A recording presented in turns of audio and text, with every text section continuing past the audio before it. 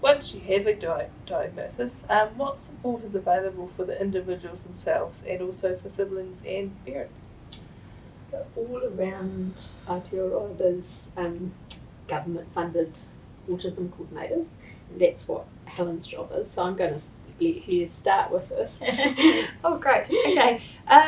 So a referral can come to me, and the referral can come to me from paediatrician, from private practitioner, from the parents themselves if they haven't heard from me. Sometimes I'll get a referral from LifeLinks if they've had a referral that way, and they'll just check in and make sure that I know about the family.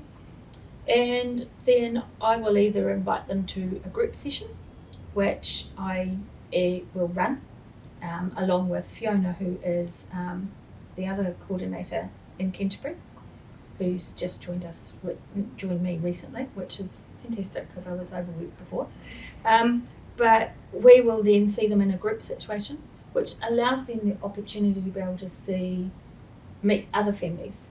And I think for you said on a previous occasion we talked that it would have been quite cool to have been able to meet other families. Yeah. And then you can connect with those families if you want to, depending on your child's age, where you live, those sorts of things. Or alternatively, I will come and see you on an individual basis.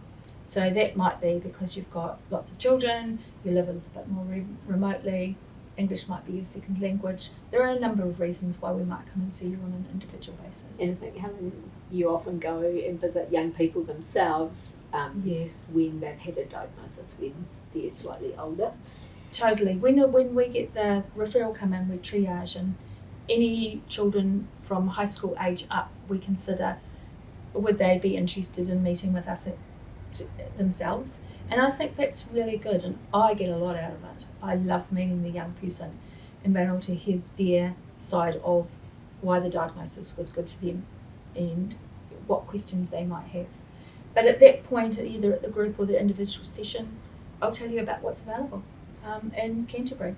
That includes, so there's services that come through Whakaha, which is the new Ministry for Disabled People, and that includes a needs assessment, and locally that's LifeLinks, and they will meet with you to think about for your young person and for you as a whānau what support would work,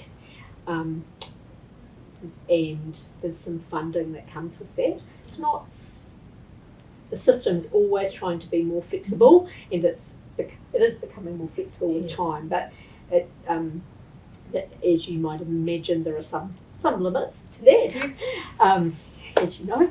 And then also through WINS, there's often other financial allowances that are available. So it might be the child disability allowance, and then there's those education programs that we were thinking about, wasn't it, through Explore, exploring autism for children 0 to 9, and then Teen Life, which is 10 to 15-year-olds.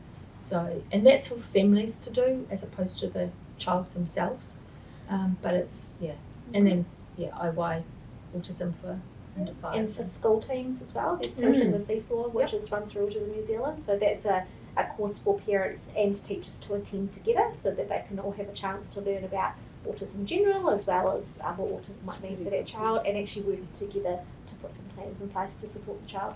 And there's also an online one called Tips for Autism. Not anymore. But not anymore. Okay. No.